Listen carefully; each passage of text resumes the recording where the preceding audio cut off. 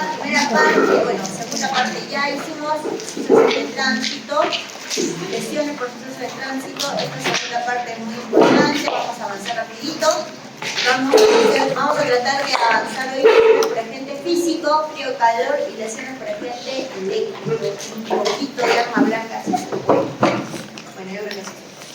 Entonces, empezamos hablando del agente físico. ¿Qué es un agente físico? Recuerden que en la traumatología forense hay 3 elementos. ¿Cuáles son estos elementos?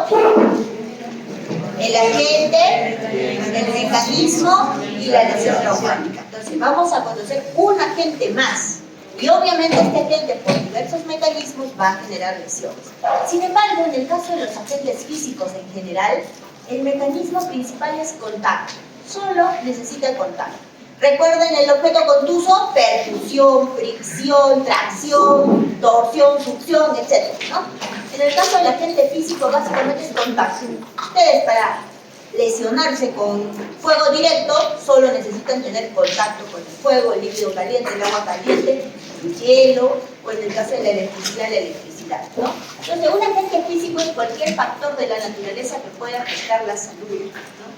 Mecánicos, los contundentes. No mecánicos, estos que estamos viendo: temperatura, calor, electricidad, radiación, sonido, pero nos interesa sobre todo agente térmico y agente eléctrico, ¿no?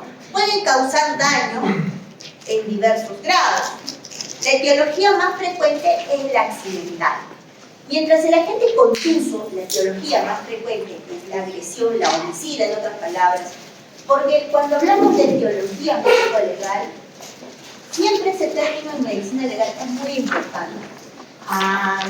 En primer año, una residente de medicina legal ya estaba 3 meses y no sabía qué era etiología médico-legal, entonces es un pecado, ¿no?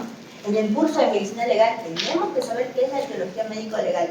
Esta segunda fase, ya la primera fase mucho me importaba en los grupos de práctica y en teoría que sepamos acerca de la responsabilidad profesional, en qué casos se da, cuáles son los elementos y definitivamente también, ¿no?, cuáles son las figuras en las que la responsabilidad médica se da. Para todo eso hemos trabajado en la primera fase y creo que el examen debe apuntar a ello, y se han visto con los resultados que hemos entendido, eso espero, los principales elementos de la responsabilidad profesional y todo lo que hemos estado trabajando.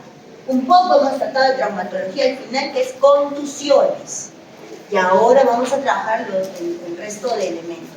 Igual tenemos que prepararnos en esta fase para resolver casitos, ¿no? Por ejemplo, en algunos de los casos, si no el 30% de casos que van a venir en el examen, se les va a preguntar, o una de las alternativas va a versar sobre la etiología médico-legal. Y es que esto es importante. Dice: la etiología médico-legal del agente físico más frecuentemente es accidental. Van a ver que cuando hagamos asfixias, el domingo hicimos necropsia, una asfixia por ahorcamiento. Entonces, en la asfixia por ahorcamiento, ¿cuál es la etiología médico-legal más frecuente? Si es ahorcamiento de tipo homicida. Si es una asfixia por estrangulación, ¿cuál es la etiología médico-legal más frecuente? Homicida. Si es agente físico en general, ¿cuál es la etiología más frecuente? Accidental. ¿Por qué? Porque solo tenemos la etiología médico-legal. En primer lugar puede ser natural o violenta, si hablamos de la muerte, ¿no? Natural y violenta. Y la violenta tiene 3 etiologías: suicida, homicida, accidental. Entonces, ese último párrafo es muy importante porque prácticamente es un hito de los conceptos de medicina legal, la etiología médico-legal. Cuando hablemos de patologías violentas, ¿no?, como arma blanca, arma de fuego, intoxicaciones, asfixias, vamos a tener que buscar la etiología más frecuente para ese tipo de muerte o tipo de suceso, ¿no? Accidental, homicida, suicida. Sucesos de tránsito, etiología médico-legal más frecuente, ¿cuál es? Accidental, ¿no? Entonces, ¿ya tenemos claro qué es etiología médico-legal o tenemos que explicar otra vez? Está clarísimo, ¿no? Cuando se les pregunte, que se les va a preguntar en varios casos de este examen que viene, ¿y etiología médico-legal en este caso? Si, por ejemplo, el enunciado viene paciente, varón de 35 años, se encontró suspendido, ¿no?, de una viga de madera con una corbata. Una alternativa puede ser el diagnóstico es asfixia mecánica por ahorcamiento, correcto. Otra podría decir, la etiología médico-legal más frecuente en estos casos es homicida.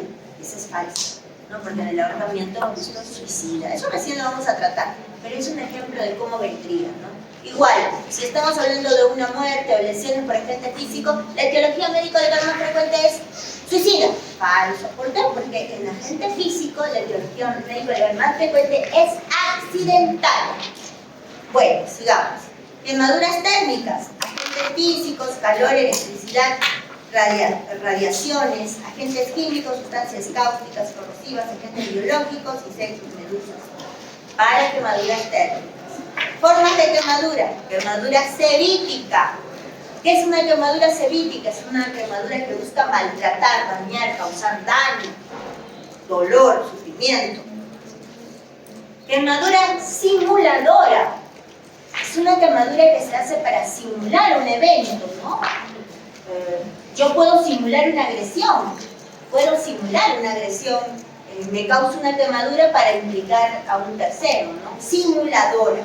Puede ser disimuladora, ¿no? Puede ser que la causa de muerte sea una agresión por objeto contundente y quemo el cadáver, produce una quemadura para disimular la causa principal, ¿no?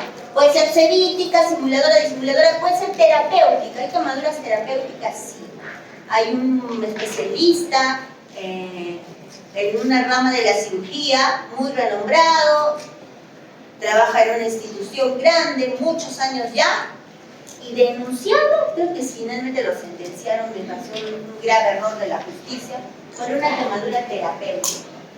Él prácticamente diseñó un esquema terapéutico para un adolescente que tenía una neoplasia en el rostro, diseñó todo, buscando bibliografía de la forma más conservadora porque era un adolescente que todavía estaba en crecimiento. Todo ese trabajo que hizo sugiere unas quemaduras por el nitrógeno que usó para cauterizar, que nadie sabe por qué, porque todo estaba bien hecho, pero por ahí pasó, ¿no? Unas quemaduras que tenían en el rostro, 3 o 4 quemaduras de 1 por 0,5, 2 por 0,5, obviamente son quemaduras. Pero son de origen terapéutico, dentro de un proceso terapéutico, ¿no? Que se ha dado con normalidad y que probablemente alguna causa se desconoce qué pudo haber pasado, ha generado esa quemadura terapéutica. Quemadura sádica o masoquista. Sádica, acá hay una diferencia.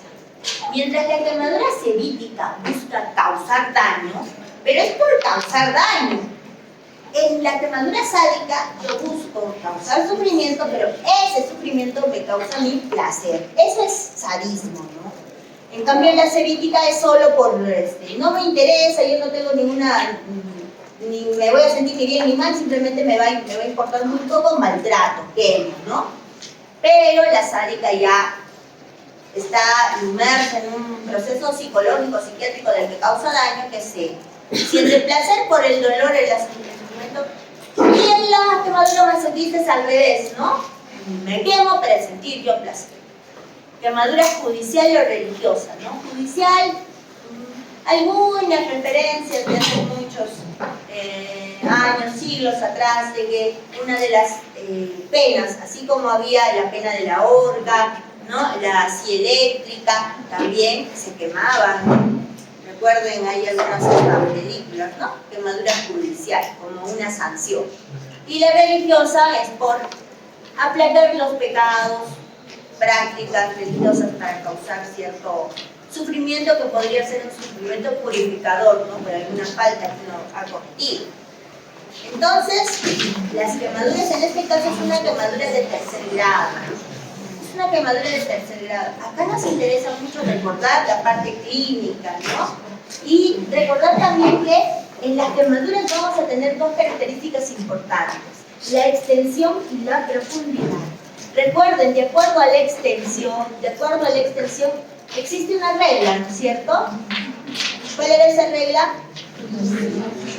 La regla de los 9, ¿no? Para ver qué porcentaje es la cabeza, la cara anterior del tronco, la cara posterior, una extremidad, otra extremidad, etc. Eso es importante que recordemos porque también sobre eso pueden versar algunos casos.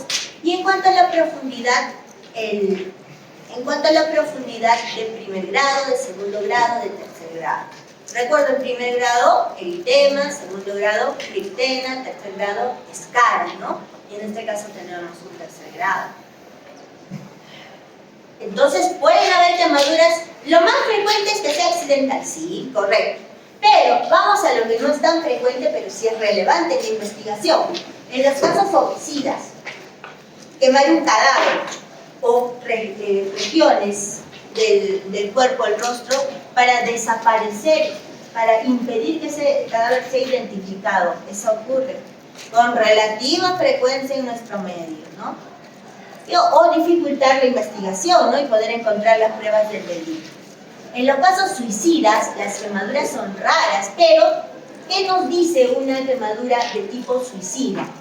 Nos dice que puede haber alguna patología mental de tipo psicótico, ¿ya? Eso es lo que nos dice. Una persona se empapa de combustible y luego se prende fuego, obviamente, muy probablemente muera, y esto es porque puede haber alguna patología psiquiátrica de tipo psicótico, igual los suicidios por arma blanca también.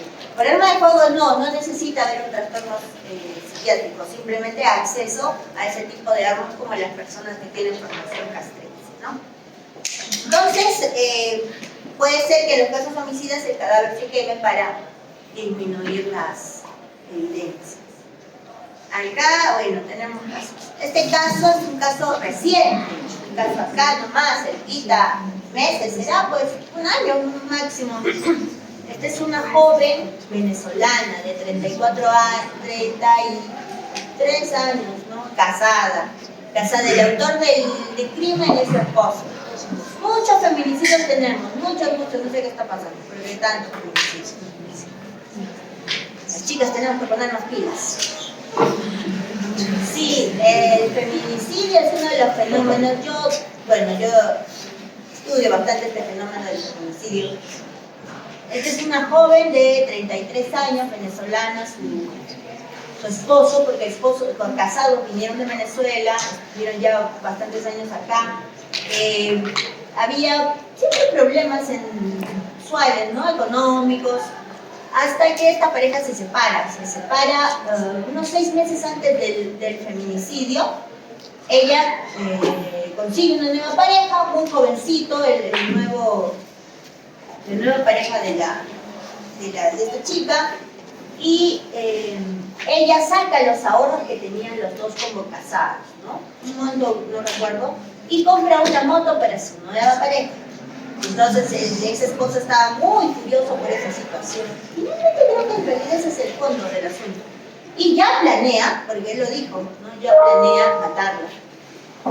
Resulta que las relaciones son bien raras, ¿no? Yo me doy cuenta que no son típicas, ¿no? Porque si ya te separas y tienes nueva pareja, un poco difícil estés yendo cada 15 días a visitar a tu pareja, pero esta joven visitaba cada 15 días más o menos a su ex esposo en la habitación que ellos alquilaban y en la que vivían juntos, y él dijo, ¿no? En una que va a venir, yo la voy a matar.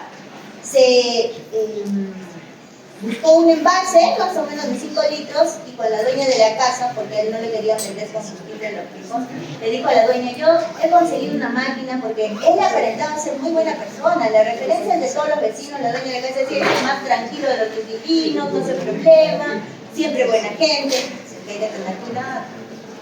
Este señor se fue con la dueña de la casa al grifo, la dueña de la casa conocía al que expendía combustible, y le dijo, a ver, le he conseguido una máquina, ¿no? Y va a hacer su trabajo por ahí y quiere encender con combustible la máquina. Y le vendieron un bidón de combustible que él lo tenía guardadito.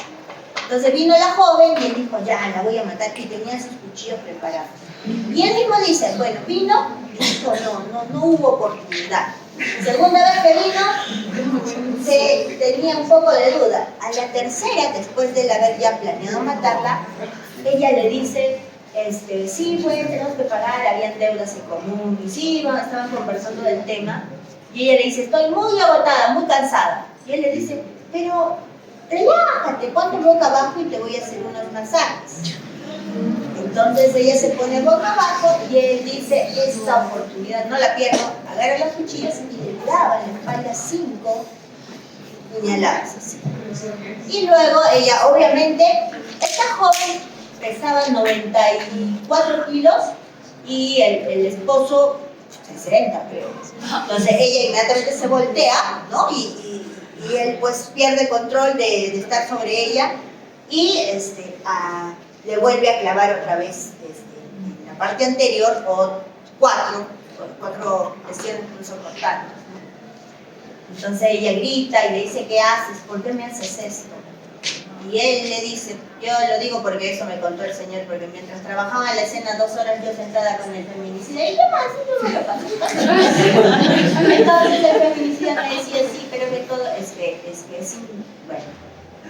bueno, lo importante es lo que dicen, ¿no? Entonces dice que le dijo, en esto tú me has convertido, por tu culpa soy un monstruo, pero en media hora nos vamos a ver tú y yo la cara en el infierno. Ah, ya.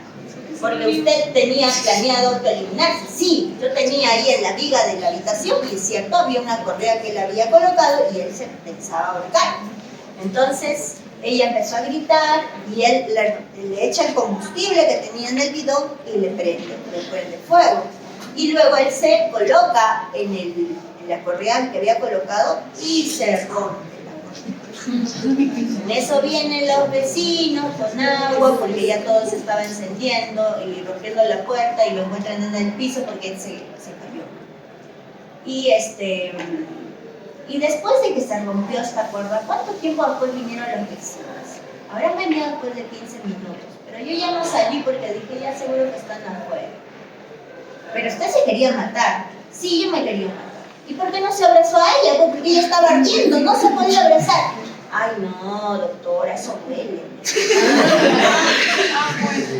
pues, a ella también le ha dolido bastante. Esa es la idea. Y, aunque no lo vean, bueno, es que no sé por qué no lo he puesto acá, pero tenemos de este levantamiento, ahí del piso, más o menos a unos 30 centímetros más allá, el perrito, un perrito que los dos tenían y ella lo llevaba, ¿no? Cuando iba a visitarlo, lo llevaba el perrito también todo carbonizado. Sí, eso fue muy triste.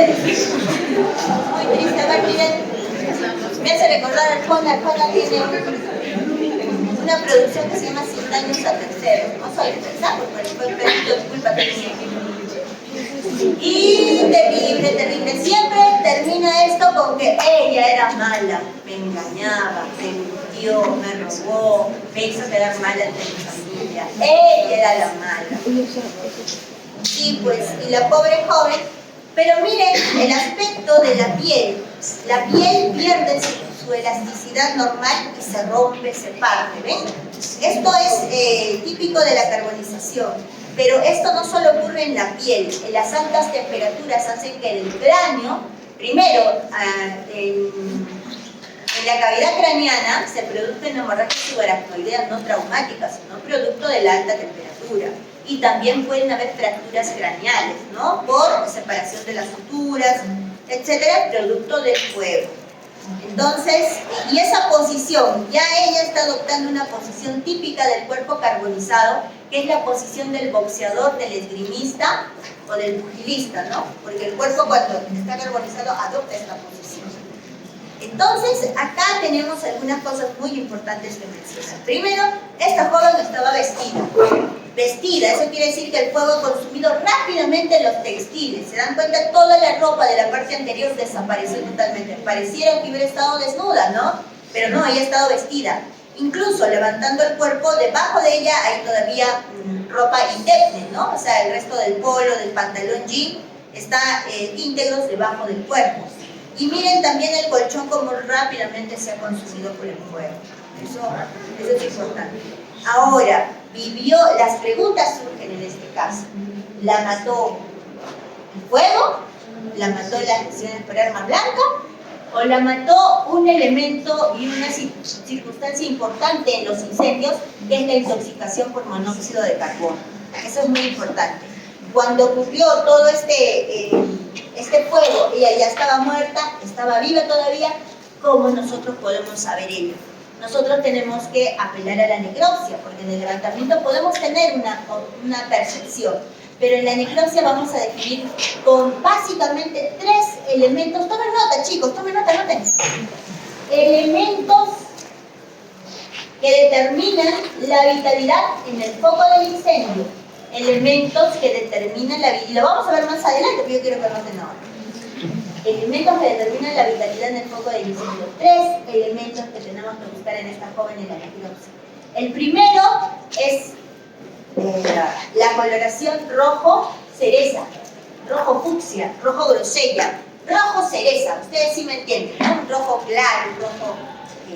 Esta coloración suele estar en doble, en piel, mucosas y vísceras. Músculos también. Piel, mucosa, vísceras y músculos, ¿ok?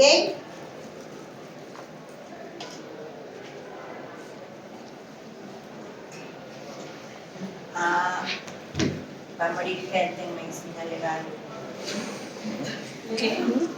Ya después les voy a comentar. Bueno, a ver chicos, entonces, color rojo cereza, rojo grosella, rojo fucsia.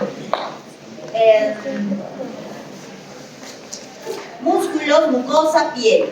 La piel en este caso no parece muy rojiza, ¿no? Entonces, primer elemento, tenemos que buscar eso. Segundo elemento, tenemos que buscar restos de hollín. ¿Qué pasa? Pues obviamente, miren, se combustiona toda la ropa. ¿Qué es la combustión? A ver, recordemos. ¿Qué es la combustión, jóvenes? ¿Ves? A ver, más fuerte. Pero chicos, no tengamos miedo a equivocarnos. Digamos lo que pensamos, nos equivocamos, nos corrigen y aprendemos. ¿Qué es la combustión? Es una reacción química. 20 puntos. Excelente, empezamos bien definiendo qué es la combustión. Una reacción química. ¿Qué más? Se da por calor. Ya, se da por la acción del calor. Tiene como resultado CO2 más agua. No necesariamente, pero a ver, vamos a agregar los complementos que faltan. Es una reacción química, muy bien, por calor, que permite una transformación de un elemento de estado sólido a estado gaseoso. ¿Ya? De un estado sólido a un estado gaseoso. ¿Qué es sólido? ¿Qué es sólido, jóvenes? Lo que dice su compañera es cierto, se produce gases. No siempre CO2 y agua, en algunos casos sí, sobre todo cuando son procesos celulares, ¿no? Tisulares. Pero en este caso se produce algo parecido al dióxido, que es el CO2, es el monóxido de carbono. Prioritariamente monóxido de carbono y otro tipo de sustancias, pero la que nos interesa es el monóxido de carbono. Entonces, estas prendas de vestir, este colchón, todo lo que se quema, la madera, todo lo que se combustiona, se transforma en gas. ¿Principalmente en qué? Monóxido de carbono. Y esto es lo que va a causar la intoxicación por monóxido de carbono en las personas que están en un incendio. Dios quiera, yo soy, bueno, ustedes cuando sean padres van a ser igual de sentimentales que yo me apeno mucho. El 70% de carbonizados en nuestro país son niños menores de 5 años, ¿no?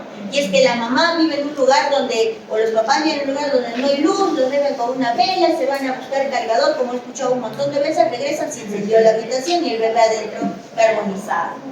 Entonces, yo digo, bueno, lo que a mí me consuela que rápidamente se combustione la cortina, la madera, las prendas, los enseres de la casa y se va formando muy rápidamente el monóxido de carbono, ¿cierto?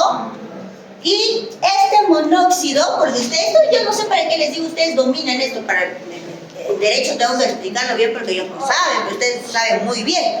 ¿Cuánto más afín es la hemoglobina al monóxido que al oxígeno? ¿Cuánto? Bueno, esa de ya. ¿Cuántas veces más? 20. 24. Sigan. ¿Cuánto? 200 veces más, ¿no? Unos dicen 150, otros 200, promedio 200 veces más afín la hemoglobina para el monóxido que para el oxígeno. Entonces, una competencia desleal, ¿no es cierto?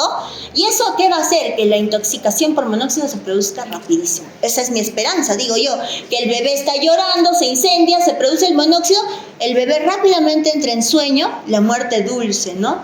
El monóxido no es un gas inoloro, incoloro, simplemente produce sueño, se duerme y se muere. Entonces no siente ese dolor y esa angustia que debe ser sentir que todo el cuerpo se te enciende en llamas, ¿no? Entonces esa es mi esperanza, que sea muy rápida la intoxicación por monóxido y ya el cuerpo ya lo encuentre ya sin signos de vida o por lo menos inconsciente. Entonces eso es lo que sucede. Elementos que determinan la vitalidad en el foco del incendio. El primero, ¿cuál era?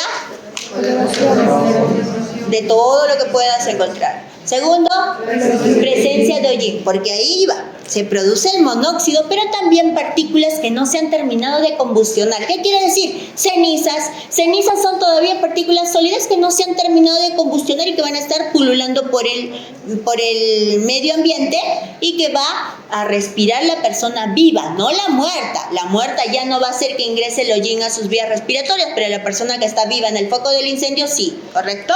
Y todo eso, ese hollín se va a impregnar en las vías respiratorias. Entonces, cuando hacemos la necropsia con un hisopo blanco, como la conciencia de ustedes, sobre todo cuando entregan trabajos, entonces pasamos por la mucosa y vemos que si es que la persona ya estaba muerta, sale limpio el hisopo. Pero si la persona estaba viva y respiró todo eso, entonces vamos a encontrar hollín, negro el hisopo, ¿no? Segundo elemento, el hollín en vías respiratorias. Y buscamos siempre hasta abajo, hasta bronquios. Tercer elemento, una muestrita de sangre de ser posible, y si no hay hígado, para determinar la concentración de carboxihemoglobina. ¿Qué es la hemoglobina? Unida al monóxido, ¿no? ¿Y cuánto debe ser esta concentración? Para ser mortal, mayor al 50%, porque yo puedo encontrar 5%, puedo encontrar 10%, pero eso es agónico. Eso un cadáver también podría tener, porque hay algo de monóxido que se infiltra y todavía algunos procesos vitales todavía persisten, ¿no? Más del 50% para que sea mortal. Entonces, esos tres elementos los vamos a ver más adelante, pero qué bueno que ya sepan. En estos casos vamos a buscar. De esa forma vamos a salir de dudas. Estaba viva mientras se incendiaba, ya había muerto por las lesiones por arma blanca. Eso es importante, ¿no? Entonces, la clasificación clínica de Dupuytren: quemaduras de primer grado, segundo grado, tercer grado. Primer grado, vasodilatación local, recuerden, eritema. Segundo grado, flictenas con presencia de histamina y plasma. Interesante la histamina. Tercer grado, escara, que compromete dermis, tejido celular subcutáneo y se apergamina en el cadáver, ¿no? Queloides y deformaciones en personas vivas. En el cadáver se apergamina. Ahí tenemos los grados de profundidad. Quemaduras de cuarto, quinto y sexto grado, se produce destrucción del tejido llegando a la carbonización. Características de las quemaduras por distintos agentes térmicos: llama, fuego directo, fuego directo. ¿Cómo son las quemaduras? Amplias, extensas, irregulares y respetan las zonas de presión. Sí, miren acá. Fuego directo. ¿Qué parte se ha respetado? Las zonas de presión, donde el cuerpo estaba soportándose, ¿no? Entonces, si ustedes lo tenían en cuenta, se voltea el cuerpo y van a ver que atrás no hay carbonización. Está todavía el resto del polo, del pantalón, y ven que la piel está conservada. Entonces, esto me confirma que las quemaduras respetan las zonas de presión cuando son por fuego directo, llama, ¿no? Las quemaduras de llama tienen una dirección de abajo hacia arriba, ¿no? Como va la llama, de abajo hacia arriba. Bueno, el grado es variable, más frecuente flictenas, pero eso solamente es estadístico. Lo más característico es la presencia de necrosis, flictenas y borde eritematoso, o sea, los 3 grados de lesión, ¿no? Por quemadura. Echamos cabellos, abrazan, carbonizan, muy magníficas las quemaduras por llama. Los gases, ¿no? Los gases calientes pueden generar quemadura, y estas quemaduras son más extensas que las provocadas por las llamas, ¿no? Profundas, puede haber carbonización de vellos y cabellos si es que estos gases se arden. Un gas que se combustione rápidamente y se encienda, ¿no? Pueden en esos casos carbonizar vellos, cabellos, ¿no? El lesionado también traga el gas y también hay quemaduras de las mucosas. Vapores, líquidos calientes. Los líquidos son de arriba hacia abajo. En las llamas, fuego directo es de abajo hacia arriba, ¿no? Sólidos calientes, la plancha. Sólidos calientes en las colillas de cigarro. Y van a imprimir esa forma en la piel. Nosotros hemos visto en casos de tortura la forma de la plancha, ¿no? Bien impregnada en la piel. Las colillas de cigarro, ¿no? En los genitales. Entonces, en signos de tortura es interesante estos casos de sólidos calientes. A una niña, antes existían estas cocinas eléctricas que eran cuadraditas y tenían un cerámico en forma de espiral. Tú lo calentabas y ese cerámico se volvía rojo encendido. Bueno, a una niña de 8 años que trabajaba como empleada, muy traviesa la niña, rompía todo y la empleada no tenía nada porque era una niña, pero la trajeron para ser empleada doméstica. Al romper muchas cosas, la dueña de la casa la sentó en esa cocina de castigo, ¿no? Y la pobre niña en el hospital estaba toda llena de sus gasas furacinadas, toda la espalda y los glúteos con esas quemaduras en espiral por eso. Y igual, con todas sus gasas y todo, seguía corriendo por el hospital la niña en su niñez. Pero bueno, hay estos casos, ¿no? Radiaciones que no vamos a ver mucho. La extensión, eso es muy importante. Recuerden, agente físico estamos viendo, ¿qué? Ahorita estamos hablando de temperatura, agente térmico. ¿De qué estamos hablando? De quemaduras. Hemos visto profundidad, grados de profundidad. Ahora vemos la extensión. La extensión, cabeza y cuello 9%, perineo 1%, 18. Cada extremidad superior 9, inferior 18, y ahí tenemos 100%. ¿Cuál es la causa de muerte? Aspecto importante. Al shock por toxemia, desintegración de proteínas que puede persistir hasta varios días después, ¿no? En la teoría tumoral se produciría una exudación plasmática, aumenta la urea sanguínea, acidosis, trombosis y embolias. En la teoría tóxica, la muerte se produce por la desintegración de las albúminas císticas, ¿no? Y se trata sobre todo de histamina. En el cadáver se encuentran lesiones, las siguientes lesiones: equimosis subserosas sobre las mucosas, lesiones renales precoces por degeneración de los túbulos contorneados, ¿no? Hiperemias viscerales, sangre coagulada espesa, de color sepia, ese color rosado, fucsia, cereza que decíamos, ¿no? ¿Debido a qué? A la metamoglobinemia. Se ha indicado como típica de esta clase de muerte la presencia de una úlcera duodenal que incluso puede estar perforada. Úlcera perforada. Cuando la muerte sucede en el foco del incendio puede deberse a la quemadura en sí, puede deberse en realidad a la quemadura en sí, a la caída de algunos elementos en el lugar, ¿no? Se cae una estructura, el espasmo de la glotis por irritación de los gases inspirados, ahí vamos a tener signos de asfixia propiamente dicho, y a la intoxicación por monóxido de carbono, que ya hemos visto sus características, ¿no? También el tetráocido de hidrógeno. La carbonización cadavérica. Cuando estamos frente a un cadáver carbonizado vemos esa actitud, ¿no? Esa actitud que ya estaba adoptando el cuerpo de esta chica, es la posición del combate del utilista, del boxeador. Podemos encontrar soluciones de continuidad. ¿Han visto la piel cómo se resquebraja, se rompe, se abre? Eso. Zonas cutáneas indemnes, ¿no? Como hemos visto también que debe tener en la espalda. Soluciones de continuidad con bordes limpios. Sí. Puede haber amputaciones de tercio superior por carbonización extrema de las extremidades, ¿no? Cabeza de un cadáver carbonizado. Y para los que han hecho prácticas conmigo, seguro que han visto que en algún momento les he dicho, tenemos una necropsia, un cadáver carbonizado.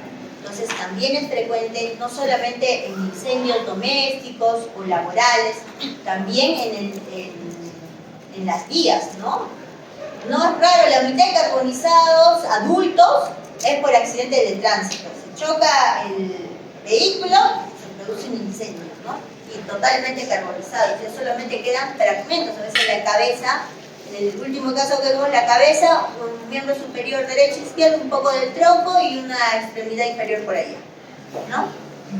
Dice, esto es interesante, en la carbonización en el rostro desaparece, es una cosa, pero a mí me impresiona mucho la desaparición de los surcos nasogenianos, ¿no?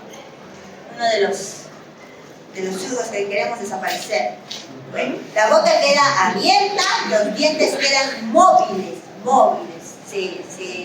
se cocina la base del alveolo y los dientes están móviles. El diente soporta más que el hueso la temperatura del foco del insecto. La córnea opalesciente, ¿no? Puede simular un iris azul. Esto es interesante para identificación de un cadáver carbonizado que tenga un iris azul. No, este cadáver no es peruano, debe ser extranjero, pero no.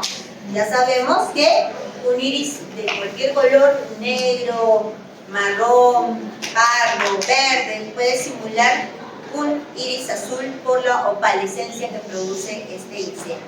El cristalino se coagula y puede simular una catarata. Al examen interno, esto es al examen externo. Al examen interno, el corazón y los músculos aparecen como cocidos. Así, literal, ¿no? Encontramos órganos de aspecto cocido. Fracturas, ¿no? El cráneo estalla. Hay fracturas producto de la quemadura, no de un agente difuso. La meninge se retrae, puede acumularse sangre entre la dura madre y el hueso, simulando un hematoma extradural. También hematomas subaracnoideas podemos encontrar. Signos de asfixia por monóxido de carbono, signos de fracaso hepático, el pulmón puede presentar congestión y las famosas úlceras. Esto es lo que habíamos visto: hollín, carboximoglobina, rojo carmín, y agregamos también quemaduras en la base de la lengua, el epiglotis, la faringe y la nariz. Ahora, no les menciono las quemaduras porque en la práctica no lo solemos ver. Muy raro encontrar estas quemaduras. El resto sí. Y ahí vemos la vía respiratoria. Miren, la epiglotis, esta es la epiglotis, las cuerdas vocales, todo esto es la tráquea, los bronquios, y ahí tenemos estas manchas ennegrecidas que son el hollín, que ya sabemos qué es, las cenizas.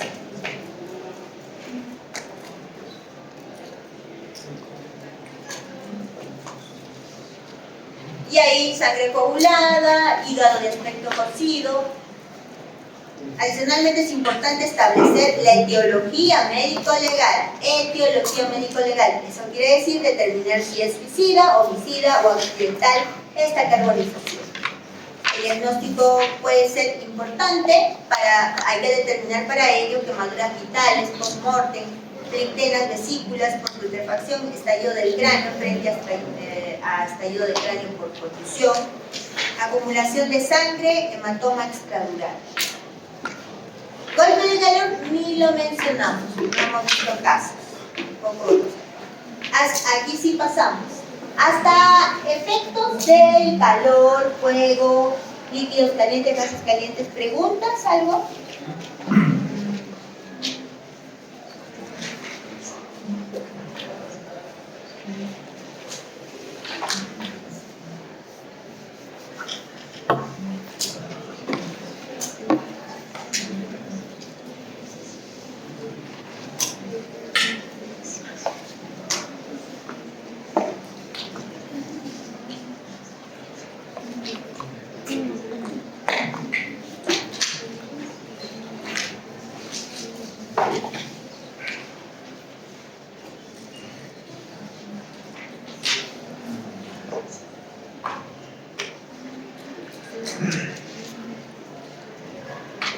Muy bien, entonces, acción del frío sobre el organismo, ¿no? Heladuras, congelación.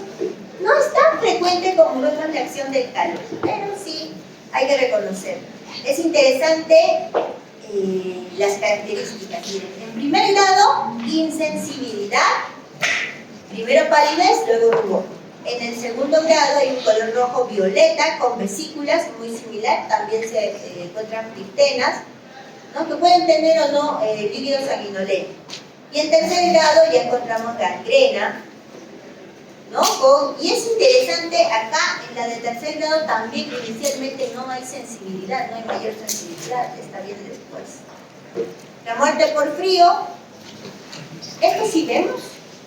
A veces vemos en indigentes que se quedan en la vía pública, amanecen muertos, ¿no? Espuma sanguinolenta en la tráquea, lo que llamamos producto del edema, ¿no? Espuma en tráquea, bronquios. En el estudio microscópico, núcleos apopléticos intrapulmonares. El edema pulmonar no cardiogénico es un hallazgo bastante frecuente. En resumen, espuma sanguinolenta en vías respiratorias. Segundo, erosiones en la submucosa e incluso hemorragias. Congestión en la mucosa gástrica.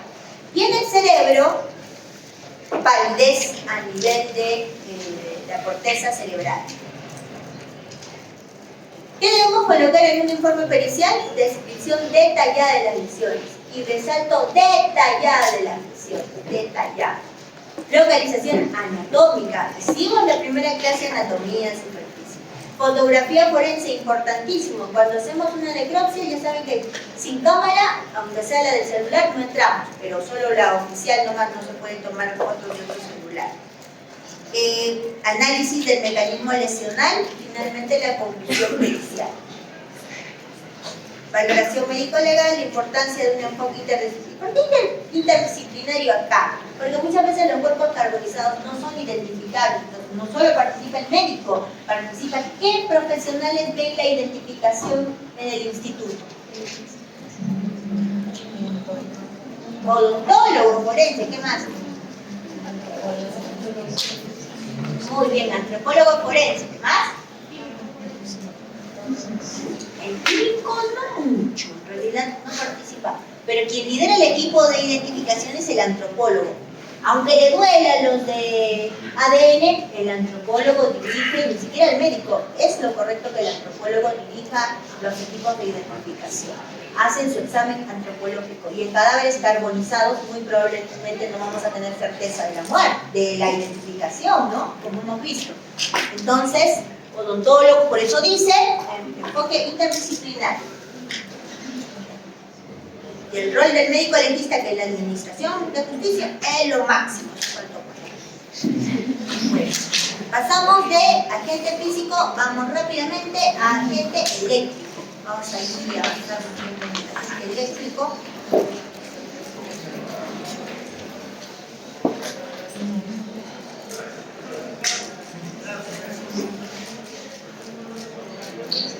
Cosas importantes que nos han quedado de esta clase de agente físico térmico, básicamente hemos visto en quemaduras por calor, grado, tiene que ver con la profundidad y la extensión en porcentaje, ¿no? Eso es importante también, ver la mortalidad.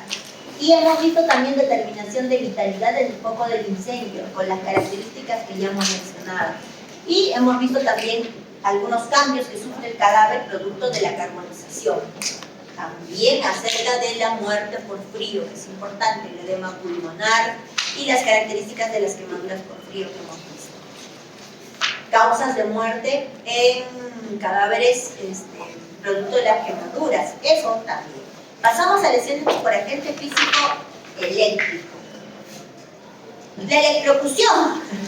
La electricidad industrial se puede clasificar de acuerdo a su tensión en baja, media y alta tensión. Por el sentido de los electrones, corriente continua, alterna, por su frecuencia de baja y alta frecuencia. El contacto, decíamos, el mecanismo en estos agentes es el contacto. En agente térmico, contacto. En agente eléctrico, contacto. Entonces, vemos acá los contactos. Hay un contacto unipolar cuando el individuo establece contacto con el extremo de un conductor, por ejemplo un alambre, y la corriente pasa de su organismo hacia la tierra, como en la imagen del medio, ¿no? Unipolar. Luego, contacto bipolar, el individuo se interpone entre dos alambres ocasionando un cortocircuito. Acá vemos un contacto bipolar.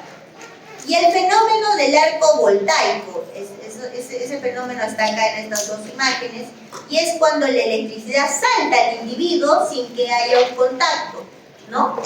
Un ejemplo, dicen, de este fenómeno del arco voltaico es cuando una persona, un varón sobre todo, micciona sobre un cable de alta tensión. Entonces, micciona el agua, rápido conductor, el agua de la orina, y se produce sin que haya un contacto directo con la electricidad, con este medio o fluido se puede provocar esto. Entonces puede haber efectos locales por la electricidad, ¿no? Relación directa con la intensidad de la corriente y el tiempo. Entre la intensidad de la corriente y el tiempo, ¿cuál es más dañino de estos factores en cuanto a electricidad? El tiempo. Si es de alta intensidad y es escaso el tiempo de contacto, es menor el daño, ¿no? Pero si así sea la intensidad no tan fuerte, pero mayor el periodo de contacto, mayor daño. La duración es importante. Lesiones originadas por electricidad. ¿Qué buscamos? A veces nos llaman, ¿no? Levantamiento de cadáver, hay una obra de construcción, uno de los obreros está en el piso, se puede desmayar, un infarto, casi el 70% de casos es electrocución. Y es que estaban construyendo, estaban agarrando con una herramienta metálica, todo con un cable de alta tensión y se produce la electricidad, ¿no? Entonces, buscamos, en este tipo de casos es importante buscar la marca de ingreso, por dónde entró la electricidad.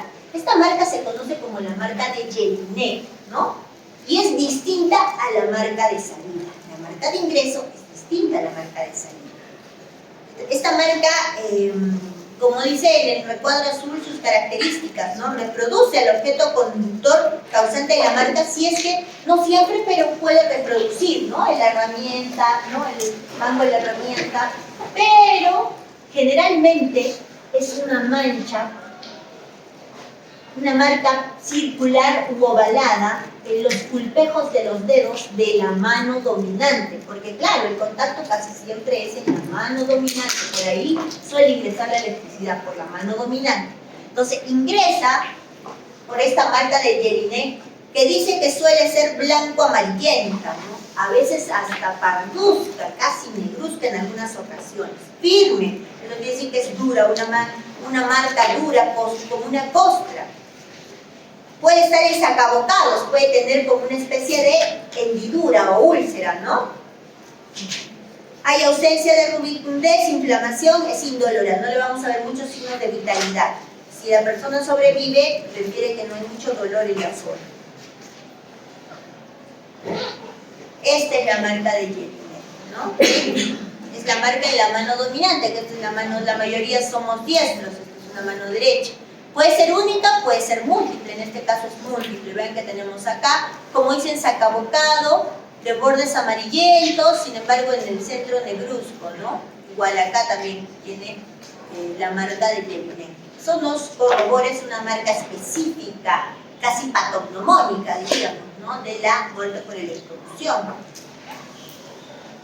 Ahí también vemos otra vez, una marca, esta es en el pie. Marca de Jelinek, marca de ingreso. Y la zona de salida, que puede ser en la zona contralateral. Si ingresó, puede ser, no siempre, pero en la mayor parte de casos en la zona contralateral. Si ingresó por la mano derecha, va a salir por el pie izquierdo, ¿no? Y al atravesar en el trayecto el corazón, produce un cortocircuito, y esa es la razón por la que se produce la muerte, ¿no?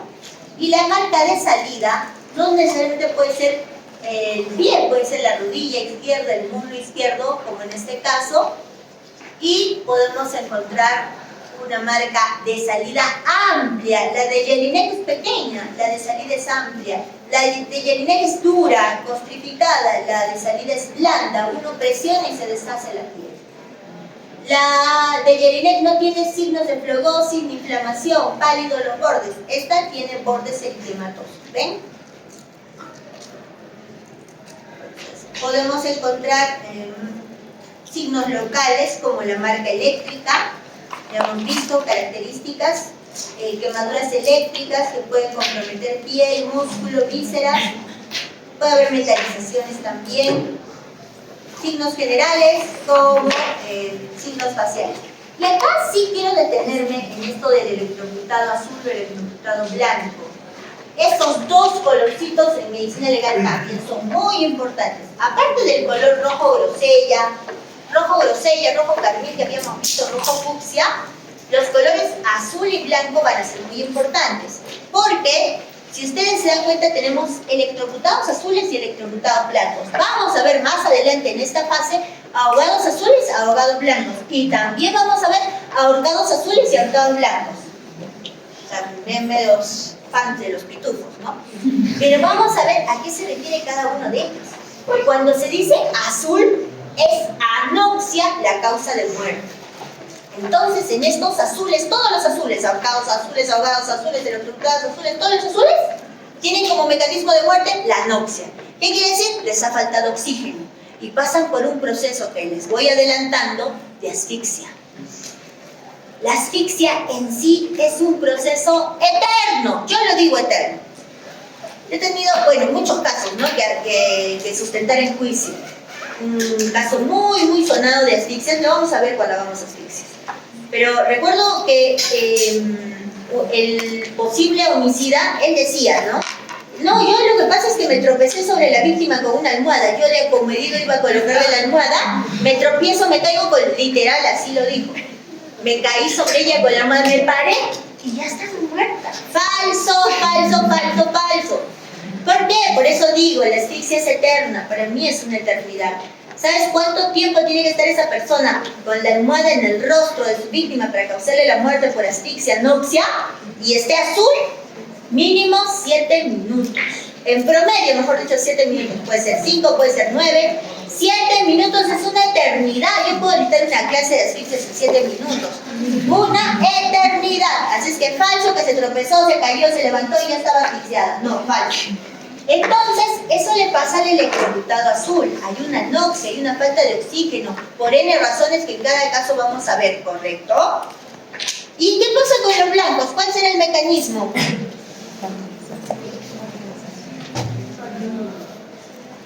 ¿Cuál? Falta de circulación. Fuerte, chicos, soy sorda. Falta de circulación. Falta de Circulación. circulación. Tu respuesta tiene mucho sentido porque pensaríamos en la palidez, ¿no es cierto? Sin embargo, en realidad, a lo que se refiere el blanco es a la muerte neurológica o muerte vagal, muerte por shock vagal, muerte por inhibición, ¿ok? Y esa es una reacción totalmente contraria a la asfixia. ¿Cuánto demora la asfixia? No 7 minutos. La asfixia demora una eternidad. Acuérdense eso, porque es un montón. ¿Cuánto demora la muerte por inhibición? Inmediata. La muerte nerviosa por shock vagal, por inhibición, es inmediata. Esto es un dato que lo tocamos ahora, pero lo vamos a ver en toda la segunda fase. ¿Ok? Entonces, estimulación del nervio vago. ¿Y dónde para el nervio vago? Por todo lado, nada para el nervio vago, ¿no?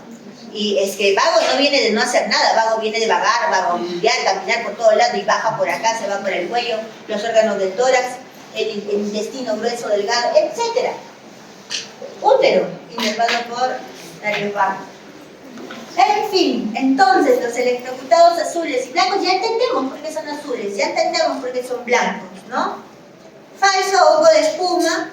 En realidad la espuma por la boca, que podría ser por el edema pulmonar en el caso de los azules sobre todo.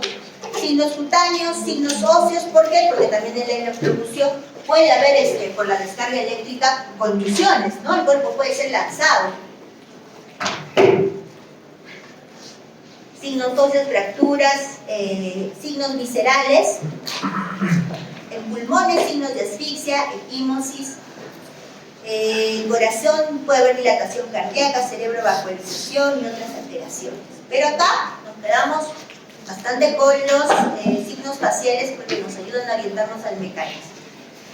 Mecanismo, y ahí viene el mecanismo de muerte de la electrocución. Dice, alteraciones circulatorias primitivas. Y esto tiene que ver con el sistema cardiovascular, ¿no? Y esto tiene que ver con el sistema cardiovascular. Bueno, acá estábamos viendo aspectos faciales, ¿no? Pero acá hablamos ya propiamente del mecanismo. Mecanismo, mire.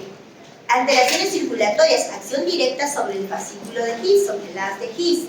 Intensa contracción miocárdica debido al paso de la corriente, mecanismo más importante que produce fibrilación ventricular por el paso de la corriente. Captamos eso, fibrilación ventricular, como mecanismo de muerte por electrocución, ¿no? Como cuando el brazo izquierdo, como cuando entra por brazo izquierdo y sale por pierna derecha. En estas condiciones bastan 70 miliamperios durante 5 segundos para producir una fibrilación ventricular mortal. Conclusión. Mecanismo de muerte, fibrilación ventricular por el paso de la corriente eléctrica. ¿sí? Y eso también es inmediato. Segundo mecanismo, asfixia. Y ahí vienen los electrocutados azules. Se produce tetanización de los músculos respiratorios. Tetanización, contracción sostenida de los músculos respiratorios sin periodos de relajación. La víctima queda agarrotada al conducto de electricidad, incapaz de liberarse, y se establece una asfixia irreversible. ¿Cuánto mínimo? Alrededor de 7 minutos, ¿cierto? Y el tercer mecanismo, asfixia, electrocutados azules. Y vienen los electrocutados blancos, que es por inhibición de los centros vulvares, con corrientes superiores a los 5000 voltios. Fulguración. ¿Qué es la fulguración? Es el efecto de la electricidad atmosférica. En otras palabras, un rayo que nos cae así. Hemos hablado de la corriente industrial, de la corriente eléctrica de acceso acá en la comunidad y sus características. La marca de Jelinek, que está en la mano dominante generalmente. Hemos hablado de la marca de salida y de los mecanismos de muerte, además de los electrocutados azules y blancos. Ahora hablamos de la fulguración, que es la electrocución, pero producto de la acción de un rayo, ¿no? Y se llama fulguración. ¿Qué características produce? ¿No? Externas. Pueden haber grandes traumatismos. El rayo puede hacer que la persona impacte contra una superficie dura, causar fracturas, etcétera, ¿no? Pero también vamos a encontrar lesiones arborescentes, que son las que más nos interesan. Imágenes del rayo en la piel, sobre todo en la espalda, se dibuja un árbol de ramas rojas. Estas lesiones arborescentes son típicas de las fulguraciones. Más que las lineales, más que las de superficie, las imágenes arborescentes. Luego tenemos las metalizaciones. Es interesante, cuando una persona tiene moneditas o algún elemento metálico en los bolsillos y le cae un rayo, inmediatamente esos objetos se imanizan, ¿no? Se vuelven imanes por la acción del rayo. Y eso es algo que nos ayuda a identificar esta causa de muerte. Internas, como congestión, que es inespecífico para muchas causas de muerte, y también otras similares a la electrocución. Ahí están las lesiones arborescentes, ¿no? En una fulguración. ¿Y de qué depende si muere o no muere la persona? Porque esta persona no está muerta, está viva y le cayó un rayo. Bueno, depende, como ya saben, si es el ingreso de una descarga eléctrica y el principal conductor es la sangre, porque por el agua, el contenido líquido de agua que tiene, y va al corazón. Entonces, mucho depende de la etapa o de la fase del ciclo cardíaco en el que se encuentra, porque recuerden que hay una etapa de polarización y una de despolarización. O sea, hay que ser bien piña para que la despolarización lo hace. Y la imantación, lo que decíamos, ¿no? El efecto de los elementos metálicos que porta una persona que se imaniza. Muy bien, aquí hemos acabado.